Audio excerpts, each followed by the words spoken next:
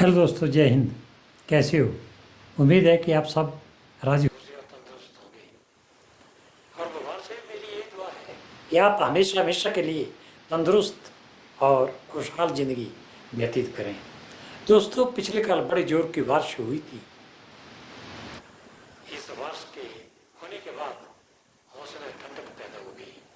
अभी ऐसा अनुमान है कि बरसात का सीज़न खत्म हो रहा है और सर्दियों का सीज़न आने वाला है। धीरे धीरे ये मौसम बदलता जाएगा, ठंडक पैदा होती जाएगी। ऐसे बदलते मौसम में अपनी सेहत का ध्यान रखना बड़ा जरूरी है। ध्यान रखिए परिवार में अपने छोटे छोटे बच्चों का और बूढ़े लोगों का। ओके, तो अभी चलो चलते हैं हम अपने काम की तरफ। आज का वीडियो आपको एक नई भावना देगा। दोस्तों, याद करो वो जमाना जब ट्रांसपोर्टेशन बहुत कम थी। एक जगह से दूसरी जगह पहुंचना डिफिकल्ट हो जाता था। इवन रिश्तेदारों के घर में भी जाना हो तो काफ़ी पैदल चलना पड़ता था। थकावटें होती थी, बसें नहीं मिलती थी, कारें नहीं मिलती। वो जमाना कैसा था? जो लोग जॉब करते थे, एक कोने से दूसरे कोने में, देश के दूसरे कोने में पहुंचने में कई दिन लग जाते थे। काफ़ी मुसीबतें थी, लाइफ बहुत टफ था। लेकिन आजकल क्या है, जमाना बदल चुका है। टेक्नोलॉजी इतनी एडवांस हो चुकी है। कहा जाता है स्लोगन, कर लो दुनिया मुट्ठी में। तो बात सही है। आप अपने घर बैठे दूर दूर देशों विदेशों में आसानी से बात कर सकते हैं। आजकल डिजिटल का जमाना है, डिजिटल इंडिया। बहुत अच्छा, बहुत अच्छी फैसिलिटी है। समय की बचत होती है ना, बहुत ज़्यादा। पैसे की बचत होती है बहुत ज़्यादा। ट्रांसपोर्टेशन इतना ज़्यादा हो गया है कि पूछो मत। ये सब कुछ इंटरनेट की बदौलत ही तो है। लेकिन हमें हर चीज़ के फायदे और नुकसान समझने चाहिए। कहा जाता है कि एक सिक्के के दो पहलू, सीधा उल्टा। सही बात है। हर किसी चीज़ का फायदा होता है तो उसके नुकसान भी होते हैं। हमें उन नुकसानों से बचना चाहिए। लेकिन दुख होता है जब अपने देश के भीतर रहने वाले लोग इन चीज़ों को मिसयूज करते हैं। वो नेट के जरिए ग्रोह बनाते हैं, ग्रोह बना करके काम करते हैं। चाहे वो डकैती का हो, छोटी चोरी का हो। आप हाल ही में सुनते तो हैं, आभूषण की दुकान से इतने लाखों करोड़ों का माल ले गए। तो ये इसकी एक बुराई है टेक्नोलॉजी की। ये लोग उल्टा इस्तेमाल करते हैं। रैप केस होते हैं ग्रुपों में, बड़ा शौक होता है। और एक और बात बता दूं आपको, आप भी इंटरनेट में पढ़ते, हर कोई अटैच है नई नई चीज़ को पढ़ने में। दिल में एक उमंग बनी रहती है, खोज करते रहते हैं। क्रिप्टो करेंसी के बारे में आपने सुना होगा। क्रिप्टो करेंसी खराब नहीं है। दूर दूर से नेट के जरिए हम पैसा कन्वर्ट कर सकते हैं, ट्रांसफर कर सकते हैं। लेकिन जो फाउंडर है इन कंपनी के, उसके नीचे ऐसे ग्रोह जुड़े हुए हैं जो ग्रोह गिरदारी करते हैं और अभी भी कर रहे हैं। वो उन लोगों ने एक छोटे से ग्रुप में रह करके अपना जाल बिछाया हुआ है। ईमानदार, शराफत, मेहनत से कमाए हुए पैसे वाले लोगों को अपने झूठे विश्वास में फंसा करके पैसा इन्वेस्ट करवाते हैं।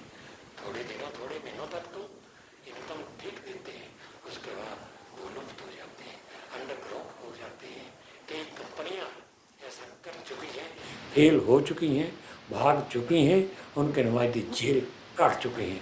लेकिन example of Sahara company, golden land, pulse company और भी कंपनी है मौजूदा जो ये काम कर रही हैं, धोखाधड़ी दे रही हैं।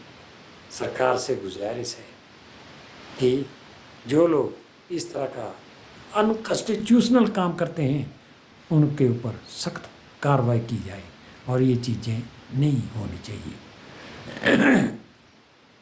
दोस्तों, यही नहीं, कई तरह के बिजनेस हैं। फ़ायदा तो होता है लेकिन नुकसान बहुत ज़्यादा उठाना पड़ता है। ऐसे धोखाधड़ी करने वाले बेईमान लोगों की वजह से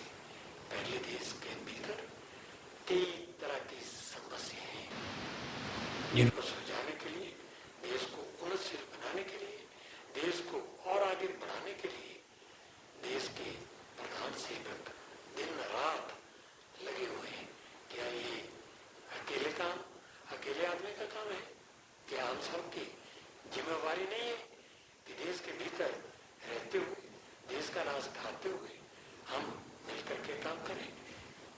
दोस्तों, बुरी आदतें, बुरी भावनाएं एक दूसरे के प्रति छोड़ दो, भला होने वाला नहीं है। पहले भी मैंने अपने वीडियो में कहा था कि देश को बचाने वाले और देश को बर्बाद करने वाले देश के भीतर, सही कहा है।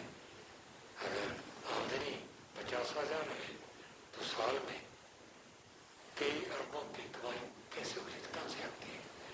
गवर्नमेंट के डिपार्टमेंट जितने भी हैं, अगर को कहा जाए कि वो ट्रांसपेरेंट है, तो मैं तो कहूँगा अपने एक्सपीरियंस से, नहीं, उनमें से भी लोग लालच में, भ्रष्टाचारी में फंसे हुए हैं। कई जगह एग्जाम्पल है। कोई चुप रहता है तो इसका मतलब ये नहीं कि जानता नहीं। ये क्यों है? क्योंकि कानून का ठीक इस्तेमाल नहीं होता है। अगर कानून सख्त और उनको एप्लीकेशन अप्लाई करने का तरीका कड़ा हो, मिडिल ईस्ट कंट्रीज की तरह, तो कोई भी ऐसा गंदा काम करने की सोच नहीं रखेगा। ये सारी कुरीतियां दूर होनी चाहिए। डिपार्टमेंट के लोग दफ्तरों में बैठ कर ही काम करना पसंद करते हैं। वो कभी फिजिकल चेक नहीं करते हैं। हर जगह फिजिकल चेक होना चाहिए कि कहाँ कौन क्या कर रहा है।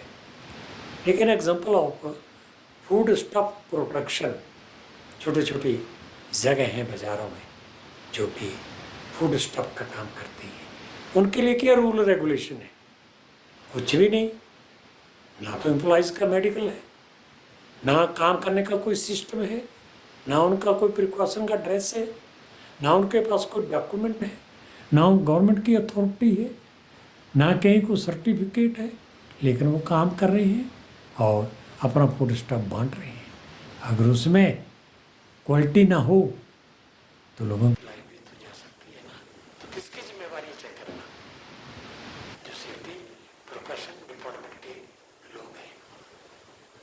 इसी तरह और भी बहुत सारे एग्जाम्पल हैं। दोस्तों, सोचो जरा, ये बहुत बड़ा देश है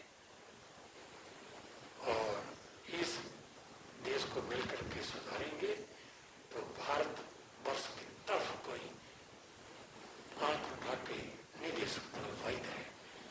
हमारी फौज बहुत ताकतवर है, हमारे पास बहुत अच्छे न्यू टेक्नोलॉजी के वेपन है। धन्य हो वो जवान और वो माँ बाप जिनके जवान साइचन ग्लेशियर दुनिया की सबसे ऊंची हाइट पर तैनात रहकर बर्फ में चलकर देश की सेवा करते हैं और दुश्मन के ऊपर निगरानी रखे हुए हैं। आप तो देश के भीतर आराम से सोचते हैं, क्या भी आपने सोचा? कभी नहीं। लेकिन आप लोग तो उस फौज द्वारा किए गए कार्यों का भी सबूत मांगते हैं। बड़ी शर्म की बात है। धिक्कार है ऐसे लोगों को, बड़ी शर्म की बात आती है। दोस्तों, नहीं, मैं तो एक फौजी आदमी हूँ और हमें फौज की जिंदगी का दुख और सुख का सब पता है।